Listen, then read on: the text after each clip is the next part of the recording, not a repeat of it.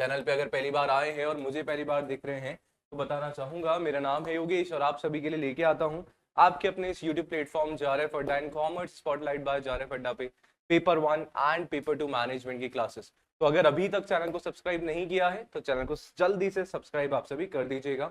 और आप सभी के लिए ऑलरेडी मैनेजमेंट का 50 घंटे का बैच जो है यूट्यूब पे बना रखा है, तो आप उसको भी जरूर फॉलो करिएगा, जहाँ पे पूरा बेस जो है आप सभी का कंटेंट के साथ जो है तैयार करने की कोशिश आप सभी के लिए करी है, तो उसको देखना ना भूलिएगा।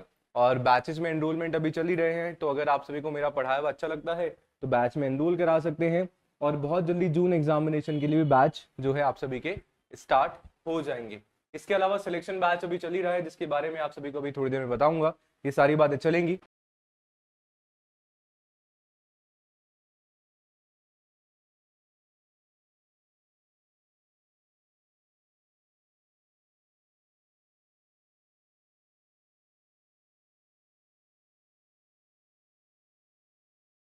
Hello everyone, very good evening, नमस्कार सभी को। Welcome back to the channel commerce spotlight by JRF अड्डा।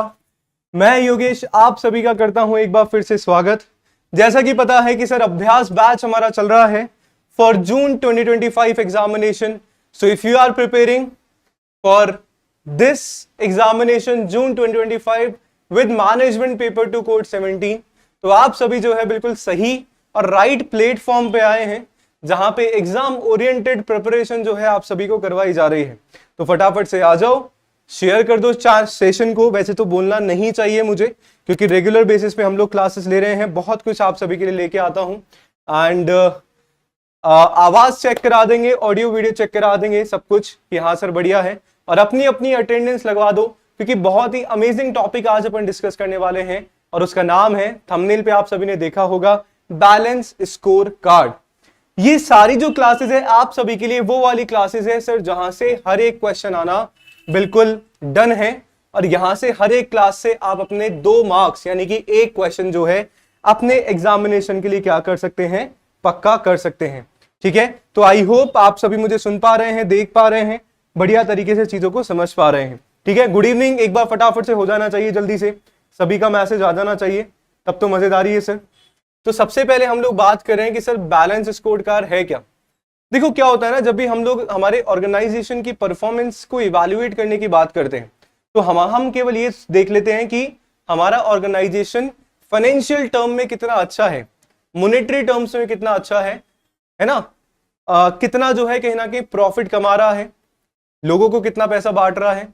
अगर प्रॉफिट अच्छा है, अगर हमारी कंपनी प्रॉफिटेबल है, तो कहीं ना कहीं हम लोग देख लेते हैं, हम लोग ये हमारा डिसीजन या निष्कर्ष कंक्लूजन हम लोग निकाल लेते हैं कि कहीं ना कहीं हमारा जो ऑर्गेनाइजेशन है वो ग्रोथ कर रहा है, वो सही तरीके से काम कर रहा है।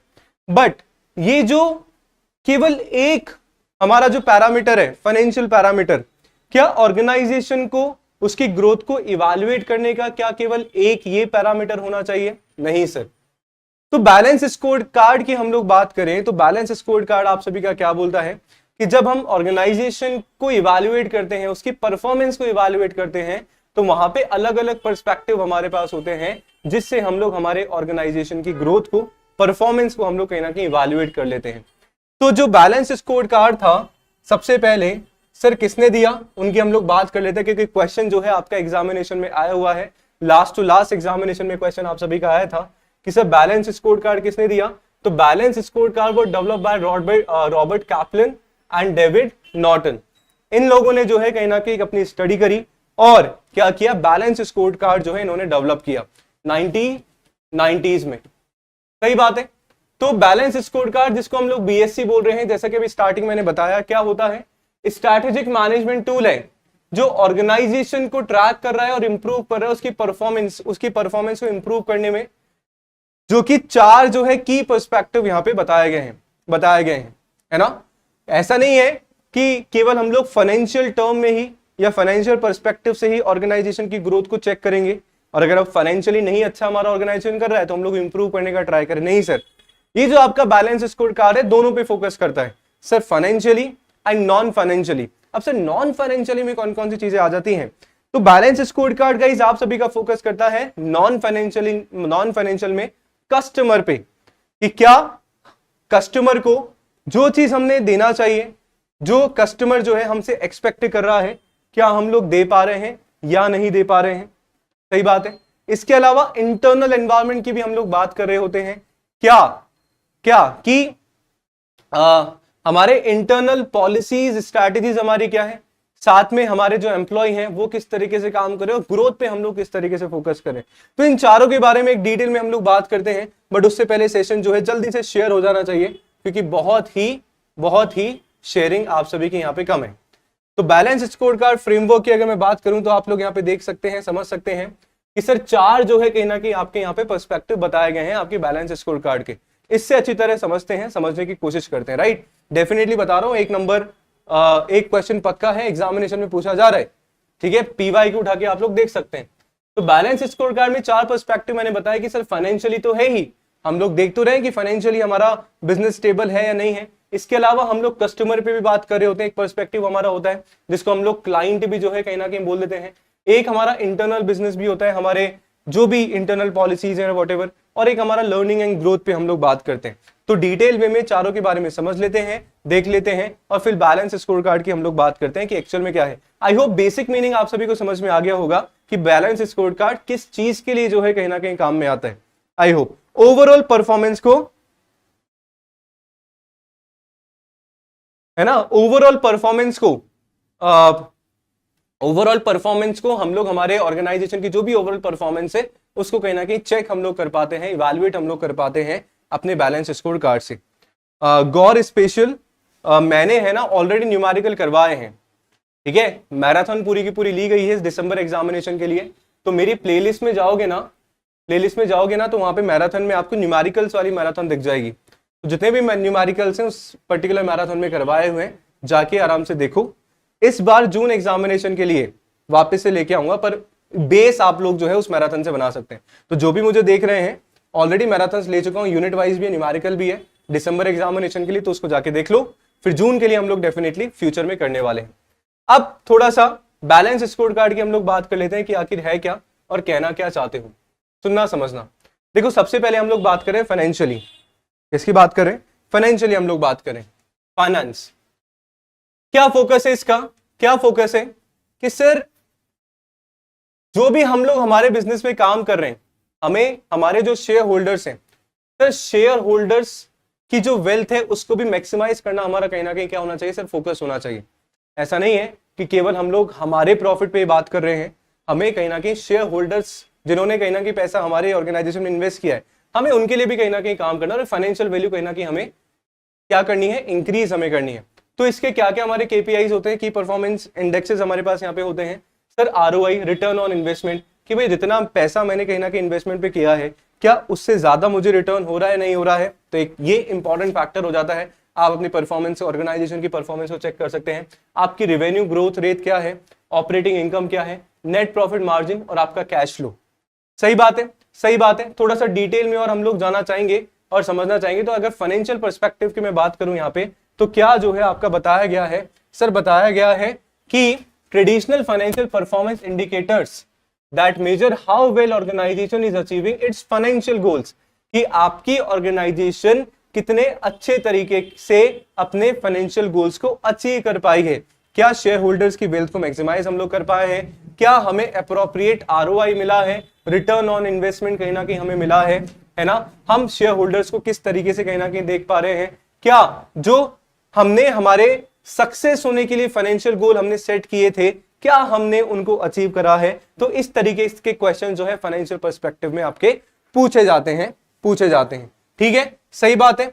नेक्स्ट हमारा पर्सपेक्टिव होता है आपके, है ना, जैसे इसमें मैट्रिक्स क्या क्या हो गए आपके? रेवेन्यू ग्रोथ हम देखेंगे, प्रॉफिट मार्जिन देखेंगे, आरओआई जैसे मैंने बताया आप सभी को, कॉस्ट रिडक्शन में हम लोग फोकस करेंगे, ईपीएस अर्निंग पर शेयर कहीं ना कहीं हमारा कैसा है, कितना होगा वो हम लोग कैलकुलेट करेंगे। मुझे जल्दी से फॉर्मूला लिख के बता दो, ईपीएस कैसे निकालते हैं, अर्निंग पर शेयर कैसे निकालते हैं ईपीएस? कि sir dividend available for equity share holder divided by number of equity shares, इस तरीके से, है ना। EPS earning per share ratio में है तुम्हारे भी, सही बात है। तो किस तरीके से हम लोग निकाले, रिटर्न ऑन असेट हमारा कैसा है, ये सारे के सारे क्वेश्चंस के आंसर हमारे इस पर्टिकुलर फाइनेंशियल पर्सपेक्टिव में मिलते हैं। नेक्स्ट हमारा होता है कस्टमर पर्सपेक्टिव। अब ये बड़ा इंपॉर्टेंट है। हमने केवल ये देख लिया कि हमें अप्रोप्रिएट जो है आरओआई कहीं ना कहीं हमें मिल रहा है, बढ़िया हमारा रिटर्न ऑन इन्वेस्टमेंट है, बढ़ रहा है, ग्रोथ हमारी हो रही है, तो यानी कि ओवरऑल हमारा बिजनेस ऐसा चल रहा है। नहीं सर, आपको कस्टमर पे भी फोकस करना पड़ेगा। क्या कस्टमर को आप जो कस्टमर को चाहिए कि आप उनको प्रोवाइड करवा रहे हैं, क्या आपके प्रोडक्ट एंड सर्विसेज से आपके कस्टमर सेटिस्फाई हैं या नहीं है, एक ये भी आपका पर्सपेक्टिव होता है आपके बैलेंस स्कोर कार्ड का। तो यानी कि this perspective focus on customer satisfaction, customer के सेटिस्फेक्शन पे फोकस करता है, कस्टमर की लॉयल्टी, और जो हम लोग कस्टमर को दे रहे हैं क्या कस्टमर वैल्यू कर रहा है उस पर्टिकुलर चीज की या नहीं, वो भी आप सभी का यहाँ पे क्या हो जाता है, इंपॉर्टेंट हो जाता है कि how do customer see us, कि कस्टमर हमें किस तरीके से देख रहा है, क्या कस्टमर हमारे लॉयल है या नहीं है, कस्टमर का रिटेंशन कितना है अपने आपके उस पर्टिकुलर प्रोडक्ट के लिए। ऐसा तो नहीं कि कस्टमर ने एक बार आपके प्रोडक्ट को यूज करा, आप नए नए आए अपने मार्केट में, आपने बहुत बड़े बड़े वादे कर दिए, बहुत बड़े बड़े प्रॉमिस कर दें, हम ये कर देंगे, हम वो कर देंगे, ऐसा प्रोडक्ट हम लोग लेके आएंगे, कस्टमर ने उसको परचेज भी कर लिया एक बार में, और हो सकता है कि इससे कहना कि आपको प्रॉफिट हो गया, बट क्या दूसरी बार आप लोग एक्सपेक्ट कर सकते हो? नहीं सर। तो कस्टमर को retain, customer retention is very important for the organisation.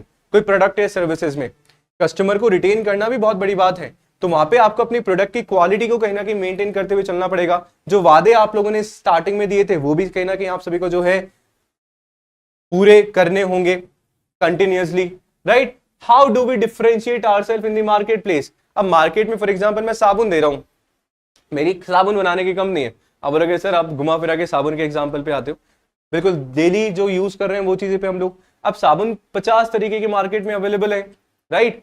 तो कस्टमर जो है आपके पर्टिकुलर ब्रांड को क्यों प्रेफर करेगा, वो एक इंपॉर्टेंट चीज यहाँ पे हो जाती है, वो इंपॉर्टेंट चीज हो जाती है। तो आप अपने प्रोडक्ट को, अपने आप को मार्केट प्लेस में किस तरीके से डिफरेंशिएट करते हैं, अलग दिखाते हैं, वो ही मैटर करता है। And what are the most important customer requirements and expectation, कि आपकी ऑर्गेनाइजेशन से, आपके प्रोडक्ट से कस्टमर की क्या क्या क्या है, क्या एक्सपेक्टेशन है, वो भी हम लोग बैलेंस स्कोर कार्ड में देखते हैं। आई होप आप सभी को जो है समझ में आ रहा होगा। आ रहा है तो लाइक शेयर सब्सक्राइब करते रहो, थम्स अप करते रहो, लाइक का बटन दबा देना, ठीक है, क्योंकि सर आप सभी को घूट के पिला दूंगा बैलेंस स्कोर कार्ड, कभी भूलोगे नहीं। इस तरीके से समझाने की कोशिश कर रहा हूं, है ना। और शेयरिंग देखो बहुत ही कम शेयरिंग है, बहुत ही कम, बहुत ही कम, वेरी बैड। फिर मेरा जैसे लाइव क्लास लेने का गाइस कुछ मतलब है नहीं, क्योंकि आप लोग शेयर करते हो नहीं, है ना, क्योंकि why I am just wasting my energy. Free class में इतना अच्छा रिच कंटेंट प्रोवाइड करवाने का मतलब ही नहीं है। चलो कोई नहीं, कर्म है, करते जाते हैं। अगर मैं बात करूं कस्टमर पर्सपेक्टिव से क्या क्या मैट्रिक्स हमारे पास होते हैं, कस्टमर सेटिस्फेक्शन हम लोग देखते हैं, कस्टमर रिटेंशन रेट हमारा कितना है, मार्केट शेयर हम लोग कितना मार्केट में कहीं ना कहीं जो है कवर कर पाए हैं, वो भी इंपॉर्टेंट हो जाता है। आपका नेट प्रोमोटर स्कोर कितना है, कस्टमर एक्वाइजिशन कॉस्ट आपकी क्या है, and customer life time value, कि कस्टमर अपने पूरे लाइफ ऑफ स्पैन में कितनी बार जो है या आपके प्रोडक्ट को कितना जो है प्रेफरेंस दे रहा है, वो भी मैटर करता है आपकी ऑर्गेनाइजेशन के लिए। तो एक फाइनेंशियल पर्सपेक्टिव की हमने बैलेंस स्कोर कार्ड में बात कर ली। थर्ड हमारा पर्सपेक्टिव होता है इंटरनल प्रोसेस पर्सपेक्टिव, ठीक है। अब यहाँ पे क्या है ना कि सर हमने कस्टमर की बात कर ली, हमने फाइनेंशियल पर्सपेक्टिव की बात कर ली, अब एक इंपॉर्टेंट चीज आती है हमारे इंटरनल प्रोसेसेस। आपकी जो इंटरनल ऑपरेशनल प्रोसेसेस है, क्या वो ऐसी हैं कि कस्टमर जिस तरीके की प्रोडक्ट आपको चाह रहा है, जो कस्टमर की जो एक्सपेक्टेशन है, क्या आपकी पॉलिसीज, आपकी जो प्रोसेस है उस तरीके से काम कर रही है या नहीं कर रही है। अगर हमारी प्रोसेस उस तरीके से काम नहीं कर रही है, तो कस्टमर जो एक्सपेक्ट कर रहा है वो हम लोग कहीं ना कहीं नहीं दे पाएंगे, नहीं दे पाएंगे, राइट, सही बात है। तो operational processes that are critical to deliver customer value and achieving the organizational financial goals.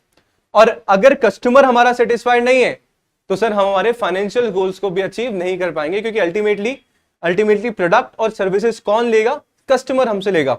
और अगर वो सेटिस्फाई नहीं है, तो आपके जो फाइनेंशियल गोल्स हैं वो भी आप कैसे ही पूरे कर पाओगे, ये चीज भी आपको कहीं ना कहीं माइंड में रखनी होगी। ये फोकस करता है एफिशिएंसी पे, क्वालिटी पे, प्रोडक्टिविटी पे आपके ऑर्गेनाइजेशन के अंदर, कि प्रोडक्टिविटी मैक्सिमाइज हम लोग करें, परफॉर्मेंस कहीं ना कहीं हम लोग बढ़ाएं। आप तो खुद सोचो, आप एक शॉप लेके बैठे हो, शॉप से हम लोग शुरू करते हैं, आपने हमारे जैसे एक रियल, चलो पहले आप लोग बताओ मुझे, आपने फॉर एग्जांपल चाय की दुकान ही खोली है, बहुत बेसिक रियल एग्जांपल की हम लोग बात करते हैं। आपने चाय की दुकान खोली, 20 रुपए कप आप लोग चाय दे रहे हैं, कुल्हड़ वाली चाय, मस्त चाय जो है यहाँ पे दी जा रही है, सर्दी का टाइम है, अदरक और इलायची डाल के, ठीक है, वैसे तो गर्मी आ गई है, कोई दिक्कत वाली बात नहीं है, पर फिर भी अदरक इलायची वाली चाय है ना, और स्पेशल गुड़ के साथ आपने जगरी टी, है ना, ठीक है, आपने यहाँ पे खोल दिया। अब आपने स्टार्टिंग में इसकी क्वालिटी जो है बहुत अच्छी रखी, मस्त गाड़ी, दूध, केवल ओनली प्योर दूध की आपने चाय यहाँ पे दी, कस्टमर आपकी शॉप पे आए और चाय अच्छी लगी। अब क्या किया आपने, उन्होंने एक बार चाय पी, उनको अच्छा लगा, अब दूसरी बार आपने क्या करा, आपका थोड़ा सा मन में थोड़ा सा लालच जग गया, आपने क्वालिटी को क्या कर दिया, क्वालिटी को थोड़ा डाउन कर दिया। अब जब मैं दूसरी बार गया आपकी शॉप पे चाय पीने के लिए, तो क्या तीसरी बार मैं जाऊंगा, क्योंकि दूसरी बार मेरे को मिला धोखा। आपने तो सोचा था कि मैं मेरे फाइनेंशियल गोल्स पूरे करूंगा, पर यहां पे नहीं हो पाएंगे, तो क्या ये सही है सर? नहीं, कस्टमर सेटिस्फाई आप सभी का नहीं है, और कस्टमर सेटिस्फाई नहीं है तो सर फाइनेंशियल गोल्स आप पूरे नहीं कर पाओगे। तो इसके लिए क्या होना चाहिए, आपको अपने जो इंटरनल प्रोसेसेस है, आपकी जो पॉलिसीज है, प्रोसीजर है, मेथड्स है, उनको भी कहीं ना कहीं वहां पे देखना पड़ेगा कि किस तरीके से हम लोग हमारे कस्टमर और हमारे जो फाइनेंशियल गोल्स हैं उनको पूरा कर सकते हैं, ठीक है। तो what internal processes must be excel to meet the customer expectations, customer के एक्सपेक्टेशन को पूरा करने के लिए हमारे प्रोसेस क्या होने चाहिए, किस तरीके की चीज कहीं ना कहीं उनको चाहिए, क्या क्या चीजें कहीं ना कहीं हमें चाहिए होगी, so that customer valued customer हमारा हो, एंड किन किन एरियाज पे हमें फोकस करना होगा सो दैट हमारी एफिशिएंसी तो इंक्रीज हो और कॉस्ट कहीं ना कहीं हमारी क्या हो जाए, रिड्यूस हो जाए, कम हो जाए। सही बात है क्या, बताओ मुझे। देखो लाइक वाइक करते रहो और ऐसी की बात है, शेयर तुम कर नहीं रहे, तुम्हारे पास ग्रुप्स वगैरह होंगे, शेयर कर दो भाई इस सेशन को, ऐसा गलत बात है, वेरी बैड वेरी बैड। हमने तो बचपन से सिखाया है शेयरिंग इज केयरिंग। चलिए जी, नेक्स्ट हमारा होता है लर्निंग एंड ग्रोथ पर्सपेक्टिव की हम लोग बात करें। देखो कंटेंट अगर अच्छा लग रहा है तो अपने आप कर देना शेयर, ठीक है, चलो तुम्हारी इच्छा। लर्निंग एंड ग्रोथ हमारा पर्सपेक्टिव, लास्ट पर्सपेक्टिव। अभी पर्सपेक्टिव जो है फोकस करता है किस पे, organization's ability to innovate, learn and improve over time. हम लोग इस कॉम्पिटिटिव एरा में हम लोग काम कर रहे हैं, है ना, we are working right, we are working in a changeable environment, जहां पे टेक्नोलॉजिकल चेंजेस हमारे पास होते हैं, पॉलिटिकल चेंजेस होते रहते हैं, आए दिन कुछ नया फैशन हमारे सामने आ रहे हैं, है ना, तो we also have to innovate, हमें भी कुछ ना कुछ नया यहाँ पे करते रहना है। सही बात है, तभी आप सरवाइव कर पाओगे इस पर्टिकुलर एनवायरमेंट में। तो वहां पे क्या है, क्या आपका ऑर्गेनाइजेशन इनोवेट कर रहा है, इंप्रूव कर रहा है टाइम टू टाइम? अगर इंप्रूव कर रहा होगा, इनोवेट कर रहा होगा, तो फिर हम लोग हमारे इंटरनल प्रोसेस को चेंज करना पड़ेगा, तब जाके हम हमारे कस्टमर की जो भी एक्सपेक्टेशंस है उनको पूरा कर पाएंगे, और तब जाके हम लोग हमारे फाइनेंशियल गोल्स को अचीव कर पाएंगे। तो सारी चीजें इंटर रिलेटेड है, एक दूसरे से कनेक्टेड है, ठीक है, सही बात है। तो it is about developing the capabilities needed to achieve the future success including employees skills, knowledge, culture and technology.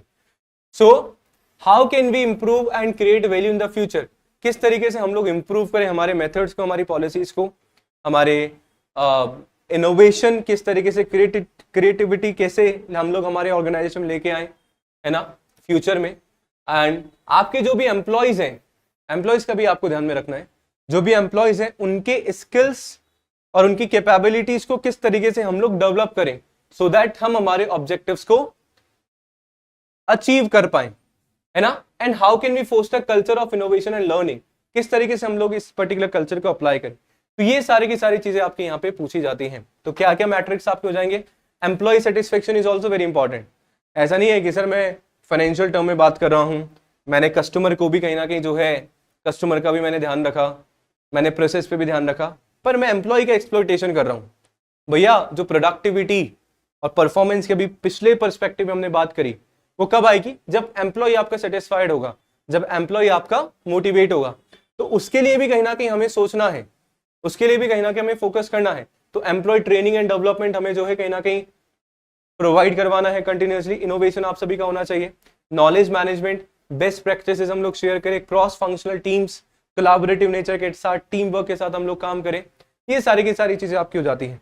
तो यानी कि बैलेंस स्कोर कार्ड में गाइस मैं बात करूं तो क्या चीजें हो रही हैं, क्या चीजें हो रही हैं, थोड़ा सा देख लेते हैं, समझ लेते हैं वापस से। तो अगर बैलेंस स्कोर कार्ड में 4 पर्सपेक्टिव हमारे थे, कौन कौन से? सबसे पहले हम लोगों ने बात करा फाइनेंशियल पर्सपेक्टिव, जहाँ पे हम किस तरीके से हमारे जो फाइनेंशियल गोल्स हैं वो पूरा करेंगे। आपके जो ऑर्गेनाइजेशन की ओवरऑल परफॉर्मेंस है वो आपके फाइनेंशियल गोल्स पे भी डिपेंड करती है, उसी पे डिपेंड करती है वैसे तो क्या क्या हमारे केपीआईज हो जाते हैं कि क्या आप जितना आपने खर्च किया, जितना इन्वेस्टमेंट किया है, क्या उतना आरओआई आप सभी को मिल रहा है ना? क्या हमारी रेवेन्यू ग्रोथ रेट है वो भी डिपेंड करता है। सही बात है। क्लाइंट पे यानी कि कस्टमर की बात करें, क्या हमारे कस्टमर सेटिस्फाइड है, कस्टमर लॉयल्टी पे कहीं ना कहीं हम लोग फोकस कर रहे हैं, कस्टमर का जो रिटेंशन है उसको इंक्रीज करने पे हम लोग फोकस करते हैं। इंटरनल प्रोसेसेस हमारी कैसी है सो दैट हम लोग एफिशिएंसी को बढ़ा पाए और कॉस्ट हमारी कहीं ना कहीं रिड्यूस कर पाए, और ग्रोथ पे कहीं ना कहीं हम लोग फोकस करें जो कि इनोवेशन एंड एम्प्लॉय सेटिस्फेक्शन पे फोकस है। तो ये चारों मिलके जो है कहीं ना कहीं हमारा बनता है, क्या बनता है? आपका बैलेंस स्कोर कार्ड। अब ये जो बैलेंस स्कोर कार्ड में हम लोग वहां पे देखते हैं, समझते हैं, और फिर हम लोग जो है हमारे ऑर्गेनाइजेशन की ओवरऑल परफॉर्मेंस के बारे में बात करते हैं। जैसे फॉर एग्जांपल, एक एग्जांपल के तौर पे एक टेबल के रूप में आप सभी के लिए लेके आया हूं, सुनिएगा और समझिएगा, समझने की कोशिश जरूर करिएगा। जैसे ये फॉर एग्जांपल मेरा पहला पर्सपेक्टिव था फाइनेंशियल, तो मेरा इसका ऑब्जेक्टिविटी क्या होती है? क्या ऑब्जेक्टिव है कि मेरे को मेरी प्रॉफिटेबिलिटी इंक्रीज करनी है। मेजर क्या है? क्या मेजरमेंट था आपका? नेट प्रॉफिट मार्जिन इंक्रीज होगा तो हमारा प्रॉफिटेबिलिटी इंक्रीज हो जाएगी, है ना? हमारा टारगेट क्या है कि भैया नेक्स्ट ईयर मेरे को 10% इंक्रीज करना है, 10% I have to increase. Next बात करूं मैं कस्टमर की, तो कस्टमर सेटिस्फेक्शन इंप्रूव करना मेरा ऑब्जेक्टिव है। क्या मैंने मेजरमेंट किया? कस्टमर सेटिस्फेक्शन मेरे को जो है क्या है, मैंने अचीव करा, या I have to achieve 90% satisfaction in quarterly survey, या मैंने इस बार कहीं ना कहीं जो है क्वार्टरली सर्वे करवाया और कस्टमर्स आर 90% सेटिस्फाइड, अब मुझे उसको 100% पे लेके जाना है कहीं ना कहीं, I have to try. Internal processes जहां पे हमें ऑपरेशनल एफिशिएंसी इंप्रूव करनी होती है, हमारा ऑब्जेक्टिव होता है, तो साइकिल टाइम रिडक्शन हमारा एक मेजरमेंट होगा, हमें कहीं ना कहीं जो है रिड्यूस करना है 15% 6 मंथ्स में, जो भी कॉस्ट है रिड्यूस करना है, जो वेस्टेज हम रिड्यूस करने की बात करें। एंड लर्निंग एंड ग्रोथ में जो एम्प्लॉय है उनके स्किल को कहीं ना कहीं एनहेंस हमें करना है, तो हमें क्या करना पड़ेगा? Training hour per employee we have to increase और डिक्रीज, तो वो हमारा कहीं ना कहीं हो जाता है। तो चारों आपके पर्सपेक्टिव हो जाते हैं आपके बैलेंस स्कोर कार्ड के। बताओ जी, समझ में आ गया क्या? आया ना? तो it was all about the balance score card BSc। I hope it is clear to everyone. बताओ यस और नो, यस और नो, थम्स अप एक बार कर दो। हाँ सर समझ में आ गया, बढ़िया समझ में आ गया, नहीं भूलेंगे। तो किसने दिया था? जल्दी से मेरे को नाम जो है कमेंट में टाइप करके बता दो, बिकॉज स्टार्टिंग में मैंने बताया who developed balance score card and when. जल्दी से मुझे बताइए कमेंट में किसने दिया बैलेंस स्कोर कार्ड। जो रिकॉर्डेड देख रहे हैं वो भी जरूर से बताइएगा किसने जो है बैलेंस स्कोर कार्ड दिया है। एग्जामिनेशन में क्वेश्चन आता है। अब क्या बेनिफिट है ना बैलेंस स्कोर कार्ड के? ठीक है, बेनिफिट है सर, एक कॉम्प्रिहेंसिव व्यू ऑफ परफॉर्मेंस हमें देखने को मिल जाता है हमारे ऑर्गेनाइजेशन का। हमें पता लग पाता है कि कौन से एरिया में हमें इंप्रूव करने की जरूरत है, कौन से पर्सपेक्टिव में इंप्रूव करने की जरूरत है, किसमें नहीं है। ऑर्गेनाइजेशन गोल्स को अलाइंड हम लोग कर पाते हैं बढ़िया तरीके से, है ना? सही बात है। जो इंडिविजुअल और डिपार्टमेंटल गोल्स हैं वो, और साथ में जो आपके ऑर्गेनाइजेशन गोल्स है वो सब अलाइंड होते हैं, तब जाके हम लोग हमारे सारे के सारे जो गोल्स हैं ऑर्गेनाइजेशन के वो अचीव हम लोग कर पाएंगे, है ना? लीडिंग एंड लैगिंग इंडिकेटर्स हमारे पास होते हैं, जैसे कस्टमर सेटिस्फेक्शन की बात कर रहे हैं, एम्प्लॉय ट्रेनिंग की बात कर रहे हैं, फ्यूचर सक्सेस की हम लोग बात कर रहे हैं। इन सारे एरियाज पे हम लोग फोकस करते हैं